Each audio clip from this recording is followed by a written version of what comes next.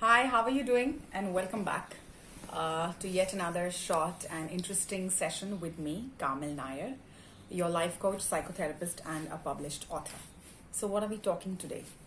Well, we are going to talk about your fear. The moment we talk about fear, everyone gets a bit uncomfortable, including myself, because we all know that we all have some fears, whether it is hidden or visible, who knows. But fear is a fear. It causes a very, very uncomfortable feeling in all of us, isn't it? And it is also usually a topic that we'd like to brush under our carpets, but not today. Today, we are going to learn to deal with our fears, whether big or small, strong or soft. We are going to try to ensure that we make or come upon with a mechanism that can help us deal with our fears better, to be able to enhance our life, improve the quality of our life, and overcome what we fear. I read this interesting quote some time ago when I read this book from by Osho called The Courage. And the first line of the book said this, that the only difference between the brave and the fearful is that they both feel the fear. But the brave chooses to still do and go ahead with what he needs to do in spite of feeling the fear.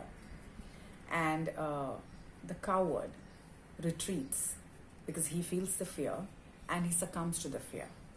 That was the only difference between the brave and the coward. But if you go to see, it's a very, very huge difference, isn't it? One is facing the fear and taking the step forward to overcome it, whilst the other is facing the fear, feeling the fear, and succumbing to it. While I know that most of us are doing the latter, today we are going to try and perform the former, so we get to learn a technique that can help us overcome our wildest, innate, scariest, and deadliest fears. So let's start by understanding what fear is. Now, dictionary very, very simply defines fear as a perceived threat by our body. And this perceived threat could be either real or imagined. Now, what is real and imagined? Now, a real threat, a real fear is when you're actually faced by a predator, which our ancestors often faced as a situation. When they went hunting in the prehistoric times, they were faced by a predator, and then they would actually have to face a real-time danger where only two options were there with them, which was one, either flight or fight, which means run or get ready to combat and beat up the predator.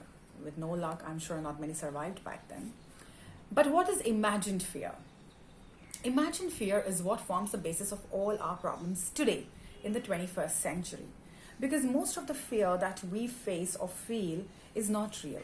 Like the fear of failure, the fear of loss, fear of heights, fear of driving, fear of flying. We don't know what will happen if we drive or if we flew or if we failed. But we are imagining the worst possible outcome of these actions.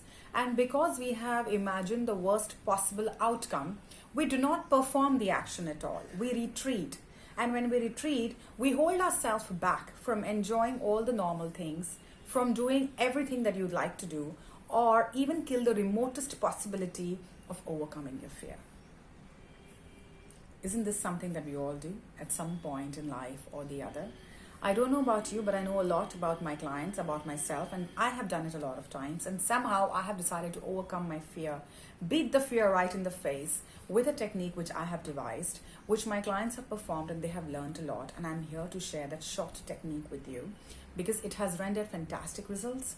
For all you know, if you started performing this technique, it'll help you defeat your fear. So now that we've understood what fear does to us and how it cripples us, let's understand what reactions does fear cause in us. Now, the moment we get afraid, we see a situation which poses threat to us. What happens to us? Two things happen to us. One is a physical reaction. Physical reaction meaning you either start getting palpitations, you start trembling, you start shivering, you start sweating, which is not brought on by the heat. You have racing thoughts, thinking what to do next, what not to do next. You start stuttering, stumbling, fumbling, everything starts happening to you. And the other aspect is the emotional reaction. Now, emotional reaction is what your mind is constantly telling you. And that is what we need to worry about. Because if and when we are in control of our cognitions, our thoughts, we will automatically be in control with our external chemical reactions. So the moment I feel happy, I have good feeling. I have a feeling of lightness. I feel happy. I feel like I'm flying in the sky. But the moment I have a fearful thought in me, a thought which shakes me up or rattles me, I have negative cognitions which cause negative chemical reactions like the ones which I just stated. And the only way to overcome your fear and overcome these reactions is to actually face your fear. Only when you have faced your fear, you will know what is the outcome of your fear. You will not be able to live under this whole pretext that you have invented for yourself that all the outcomes are going to be the most negative and therefore you should never face your fear.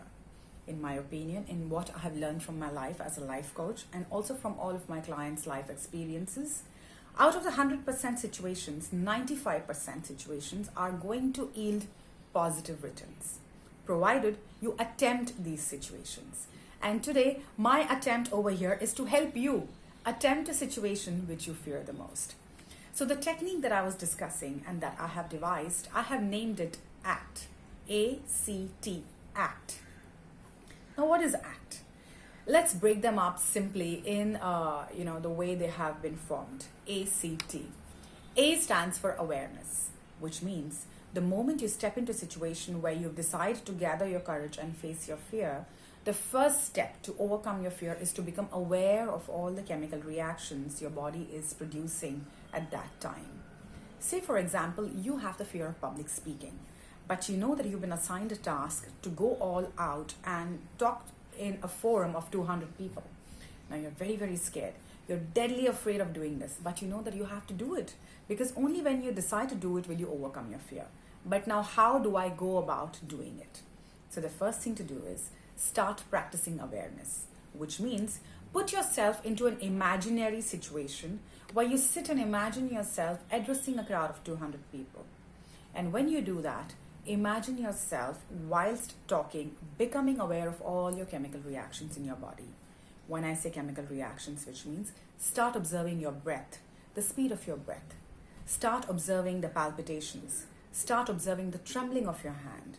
Start observing the racing thoughts. Become intensely aware of what your body is trying to communicate to you and in what form. That is the meaning of ACT. Now, after you've mastered ACT, we move to the second step, which is calmness. C stands for calmness. The moment you become intensely aware of your bodily reactions, I now want you to focus on calming your reactions. And the best way to do that is a few techniques which I often devise and have helped my clients, which I also feel if you tried would help you, would be to count backwards from 100 to a 1, or would be to sing a song or chant a mantra which helps you or calms you, or think of a person or a scenery which has a lot of power over you, or imagine yourself in a beautiful situation where you know that you have the strength to overcome the fearful situation. Some clients have also gone to the extent of telling me that they feel very calm when they start hopping and jumping. Because the moment they start hopping and jumping, they become intensely aware of the chemical reactions and it breaks the pattern of fear. So these are some of the examples which you could resort to helping you calm your chemical reactions. Once you have done that, after a few sessions of practice, we move to the next step, which is called task. T for task. That is the last alphabet in the word ACT. T for task. Which means now you're ready to do the final task. You're ready to face your fear. You have become intensely aware of your bodily reactions. You have now calmed them, which means now you know that your mind is getting ready to do something near impossible. Now the only thing to do is to actually do it. And therefore get into the situation while you're imagining that you're conducting a speech in front of 200 people. Imagine yourself holding onto the mic, clenching it, holding the paper in your hand and going all out, screaming your heart out and speaking what you want to speak. And once you succeed in doing this in your imagination, I want you to do this in front of a confidant or a trusted friend or a mentor who can guide you and help you through the process. Once you have finished with that level, the next level would be to perform the task in front of 10 or 20 people. Once you have finished that, then you go all about and start performing this task before a crowd of 200 people, which was something you always feared. This is called gradual exposure, where we're exposing you to your fear gradually in the form of ACT, awareness, calmness, and the task. Once you achieve awareness, become calm. Once you achieve calmness, go all out and face your task. And always remember, the only way to beat the fear is to do what you fear. With this, I end this short session. If you liked this, please go all out and share this video. And if you want to give me a feedback or share a topic or your experience, feel free to do that on coach@calmness.com. My website's name is www.calmness.com. I'm always eagerly waiting to hear from you. Until then, while I come back after say 14 days from now with my next topic, remember to defeat your fear. Do not succumb to your fear. And always remember the difference between the brave and the coward is to do what you fear. Take care. All the best.